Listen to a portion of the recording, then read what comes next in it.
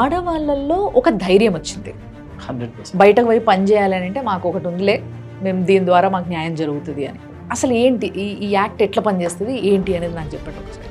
Name itself చెప్తుంది, POSH, prevention of sexual harassment of women at workplace. ఈ యాక్ట్లో 3 విషయాలు మెయిన్గా. ఒకటి ప్రివెన్షన్ అంటారు, ఓకే, సెకండ్ది ప్రొహిబిషన్ అంటే జరగకుండా చూసుకోవడం, రిడ్రెసల్ ఒక అమ్మాయికి ఏదైనా ఒక వర్కింగ్ ఎంప్లాయీకి ఏదో ఇబ్బంది జరిగింది, రిడ్రెసల్ కూడా ఈ యాక్ట్లో సొల్యూషన్ వస్తుంది. ఫర్ ఎగ్జాంపుల్ ఒక రిపోర్టింగ్ మేనేజర్ ఉంటాడు, వాళ్ళ అకౌంటింగ్ ఆఫీసర్ ఉంటాడు.